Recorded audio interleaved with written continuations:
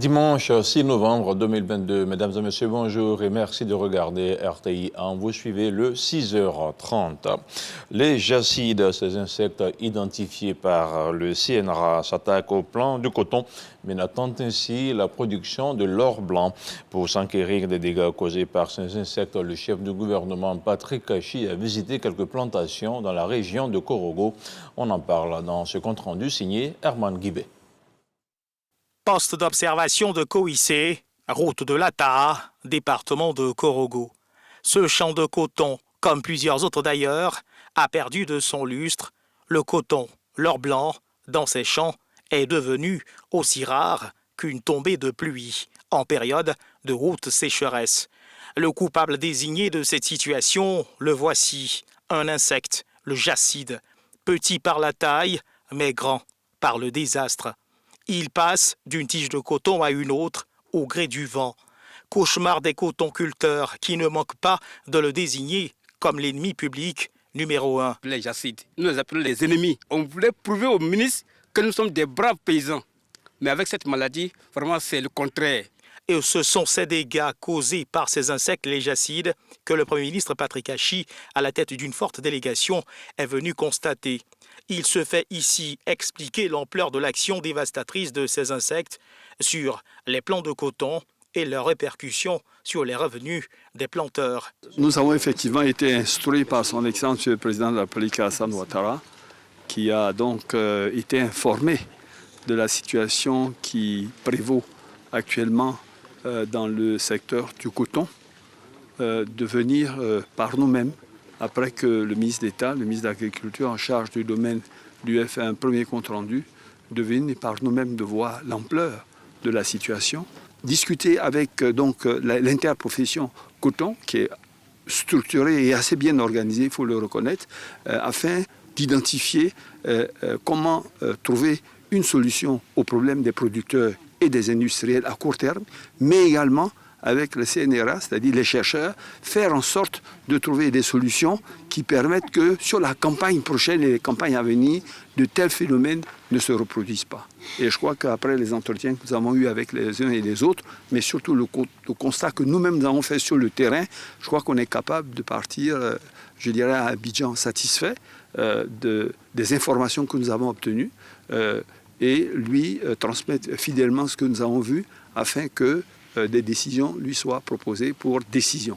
Face au constat que nous avons fait ici, je ne peux pas m'empêcher, en son nom, de dire aux populations que nous sommes avec elles et que cette situation le touche tout particulièrement et qu'il ne restera pas indifférent, il ne les abandonnera pas.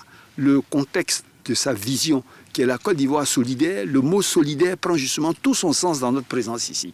Si à des endroits ça va bien et qu'à des endroits ça ne va pas, il faut qu'ensemble on trouve le moyen pour que les uns et les autres s'entraident afin que toute la Côte d'Ivoire avance. En attendant qu'une solution soit trouvée pour résoudre le problème, la récolte du coton, cette année, se fera assurément au compte-gouttes. On reste à Korogo où le chef du gouvernement a procédé à la pose de la première pierre du lycée professionnel de la ville. Il sera bâti sur un espace de 13 hectares et aura une capacité d'accueil de 1000 apprenants. Il s'agit du 5e lycée professionnel sur l'ensemble du territoire national et il va proposer au moins 7 filières de formation. Plus de détails avec Herman Guibé. Le Premier ministre Patrick Kachi procède à la pose de la première pierre du lycée professionnel de Korogo. L'édifice sera bâti sur une superficie de 13 380 mètres carrés pour une capacité d'accueil de 1000 apprenants. De quoi réjouir le cœur des populations de la région du Koro qui ont tenu à traduire toute leur joie au chef du gouvernement. Un centre qui contribuera incontestablement à la valorisation de l'enseignement technique, de la formation professionnelle et de l'apprentissage. Excellence, Monsieur le Premier ministre du gouvernement, le lycée professionnel de Korogo, qui sera bâti sur un espace de 13 hectares, sera doté d'un internat. C'est un lycée professionnel industriel, avec 7 filières de formation très techniques, sera doté d'équipements de pointe, ce qui nécessitera une formation accrue des formateurs et du personnel d'encadrement. Ces infrastructures serviront à délivrer les enseignements pour la formation diplômante et en alternance. Mais les locaux permettront également de déployer les activités de l'école de la deuxième chance pour les formations qualifiantes de courte durée avec une insertion professionnelle rapide. Enfin, compte tenu de la position stratégique de Korogo dans le développement régional, ce lycée aura aussi un caractère international et à ce titre accueillera des apprenants et apprentis de la Guinée, du Mali, du Burkina Faso, du Niger et même au-delà de notre région ouest-africaine. Un centre qui vient répondre aux besoins de formation des jeunes à venir de la Côte d'Ivoire. Oui, Korogo change, avance et se transforme. Korogo veut plus grand, plus haut, plus vite et Korogo a raison. En bâtissant des établissements de formation professionnelle dans de nombreuses agglomérations du pays, le gouvernement met en contact direct la formation de la jeunesse avec la réalisation de besoins de nos bassins d'emploi, en tenant compte le plus possible des activités et des économies locales, celles aujourd'hui et celles de demain. Le Premier ministre Patrick Hachi a des mots particuliers pour les futurs apprenants. Ce qu'on est en train de construire, nous, vos aînés, sous le leadership du président de la République, c'est votre destin et votre avenir qui se construit. Vous êtes là pour savoir que c'est un lieu de savoir, que nous y avons mis du temps, de l'énergie, des ressources, pour que demain, vous puissiez faire mieux que nous. Et qu'après vous, les jeunes qui viendront fassent mieux que vous. Le centre multisectoriel de Korogo offrira des formations dans les filières suivantes: électricité et électronique, maintenance véhicules et engins, chaudronnerie et soudure, mécanique agricole, mécanique moto, bâtiments et travaux publics, fluides et transformation agroalimentaire. Toujours à Korogo, le chef du gouvernement a procédé à la visite du chantier du CHR de la ville. Il était accompagné d'une forte délégation gouvernementale. Il s'agissait pour Patrick Hachi de voir de près l'état d'avancement des travaux avant le début de la CAN de football 2023. Autre chose, à présent, Port-Louis, en Île-Maurice, a abrité le 27 et 28 octobre dernier les premières journées ivoiriennes, un événement qui visait le renforcement de la coopération entre deux pays à fort potentiel. Le ministre Siandou Fofana a pris part à la rencontre. Reportage. État insulaire d'Afrique australe, Maurice est situé dans l'océan Indien à l'est de Madagascar et au nord-est de l'île de la Réunion. Ce pays à fort potentiel touristique et agricole veut donner un coup d'accélérateur à ses échanges économiques avec la Côte d'Ivoire. Le commerce entre la Côte d'Ivoire et Maurice reste très minime, presque inexistant, et donc il y a du travail à faire. L'investissement aussi reste peu, mais les avantages que les deux pays offrent pour encourager les investissements sont là. Mon objectif est de saisir cette occasion pour donner des informations utiles à la communauté des hommes d'affaires de Maurice, afin de les encourager à privilégier la destination Côte d'Ivoire pour leurs investissements. Pour relever ce challenge, l'ambassade de Côte d'Ivoire en Afrique du Sud, ayant compétence à Maurice, initie les premières journées ivoiriennes dans la capitale, Port-Louis. Notre pays, sous le leadership de son Excellence Alassane Ouattara, président de la République de Côte d'Ivoire, a opté pour une diplomatie plus orientée sur l'éco-diplomatie par une action désormais axée sur une politique de promotion de la destination Côte d'Ivoire. Représentant la ministre des Affaires étrangères Kandia Kamara, le ministre du Tourisme et des Loisirs Siandou Fofana donne les enjeux de ces journées. Nous pouvons dire que la diplomatie ivoirienne se trouve désormais résolument axée sur la politique de promotion de la destination Côte d'Ivoire et l'origine Côte d'Ivoire, qui constitue une composante majeure de la feuille de route de nos représentations diplomatiques à l'étranger. Les présidents des chambres de commerce et d'industrie de Côte d'Ivoire et de Maurice ont paraphé un protocole d'accord qui boostera certainement la coopération économique entre les deux pays. C'était un commentaire signé Moussa Konaté au Maroc, fin à Marrakech de la rencontre régionale Afrique-Moyen-Orient du partenariat pour un gouvernement ouvert. L'UVIC aussi y participait à travers le ministre Paulin Danho qui en a profité pour s'enrichir des meilleures pratiques. Objectif, faire des villes ivoiriennes des actrices majeures de la bonne gouvernance. Mahama Traoré, Adama Sangaré sont nos envoyés spéciaux à Marrakech. Cette troisième et dernière journée de la réunion Afrique-Moyen-Orient du partenariat pour un gouvernement ouvert OGPI est dédiée aux échanges entre acteurs de la société civile et des collectivités territoriales.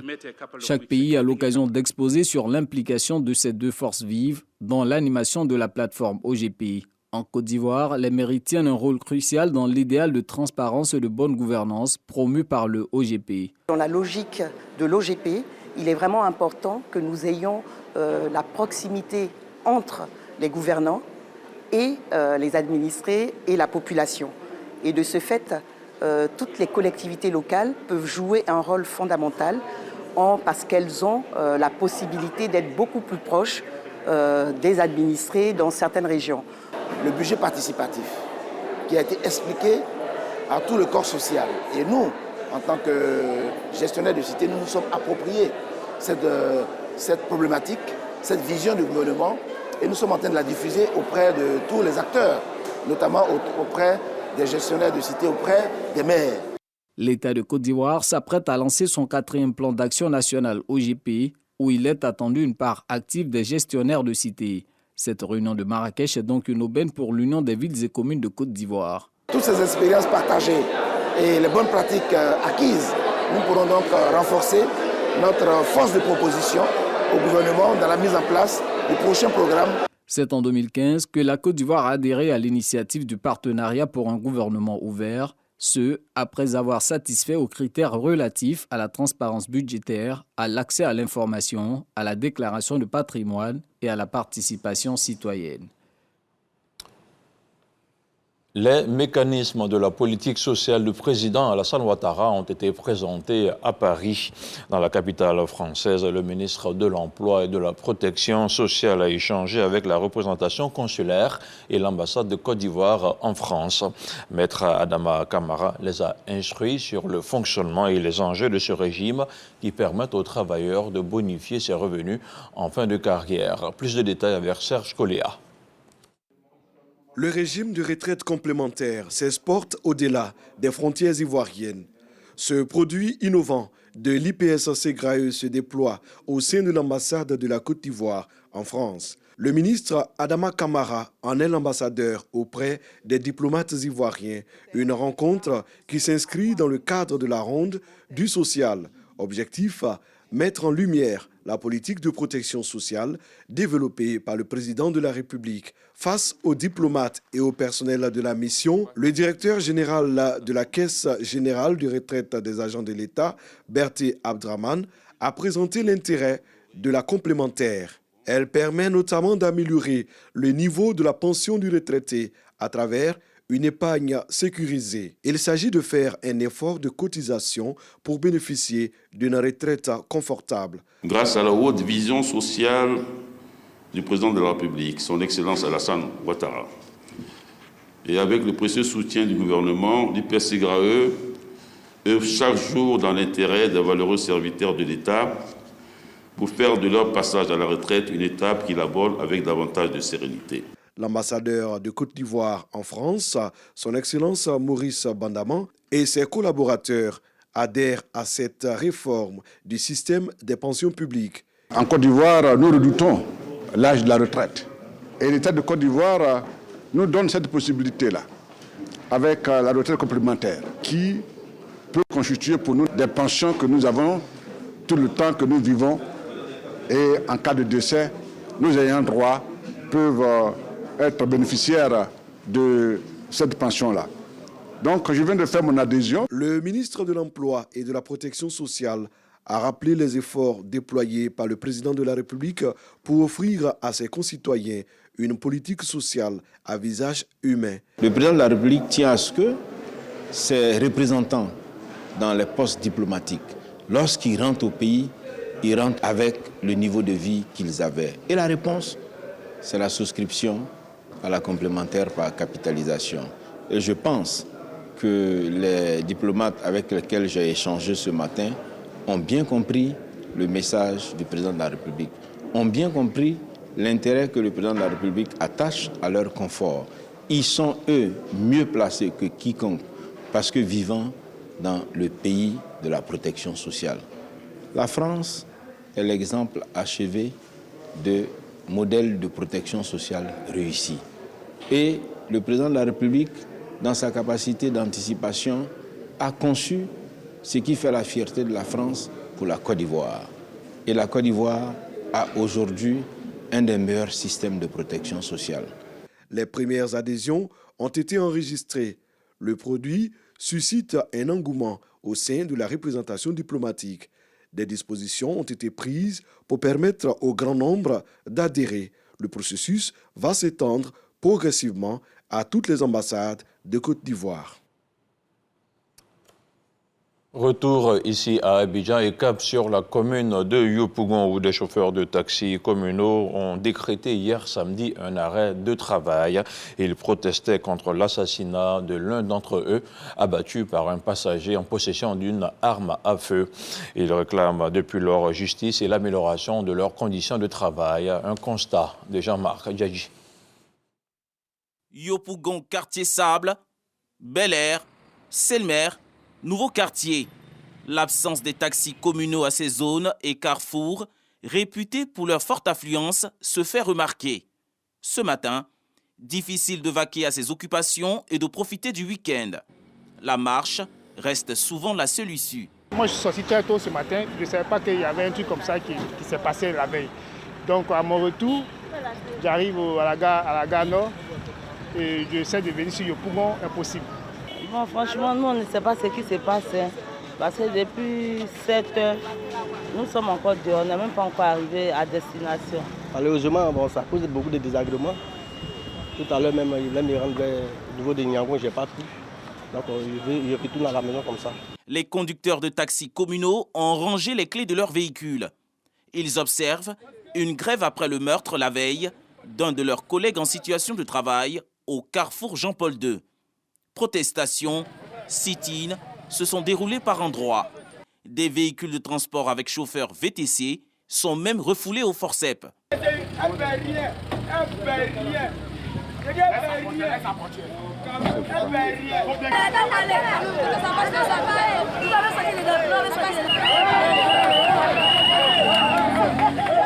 On essaye d'exprimer notre mécontentement pour dire que nous ne sommes pas contents.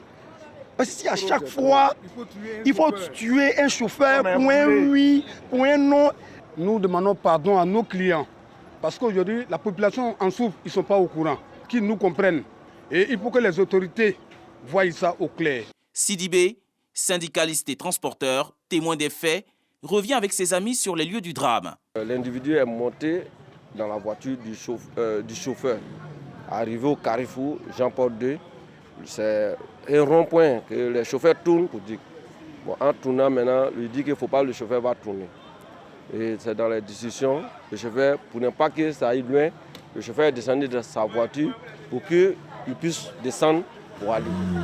Et donc c'est dans ces échanges-là, en même temps il a fait sortir son arme et puis il a tiré sur le chauffeur. À Atekoubé, quartier Mossikro, c'est ici que vit la famille du défunt chauffeur. La victime était marié et père de 2 enfants. Parents, amis et collègues, tous réclament justice. Moi, ce que je demande à l'État, il faut que la justice soit faite. Le jeune, il a 2 enfants, il a sa femme. Il n'a rien fait. Il faut que la justice soit faite pour servir de leçon aux autres qui veulent faire autant. Merci. Le suspect serait entre les mains des forces de l'ordre. Les investigations se poursuivent afin d'élucider les circonstances de la tragédie. Place à présent à l'actualité internationale au Cameroun. Longévité au pouvoir. Le président Paul Biya souffle ce dimanche sa 40e année d'exercice. Le président camerounais devient aussi à 89 ans et demi le chef d'État le plus âgé de la planète. Pour les 40 ans du renouveau, le Rassemblement démocratique du peuple camerounais, RDPC, son parti politique, annonce des réjouissances festives à travers tout le pays.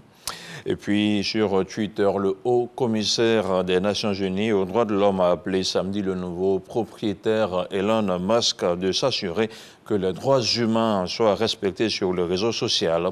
Le message de Volker Turk intervient après l'achat de Twitter par Elon Musk, l'homme le plus riche du monde qui en a pris le contrôle le 28 octobre dernier avant de dissoudre le conseil d'administration, congédier ses dirigeants et aussi avant de licencier environ la moitié de 7500 salariés.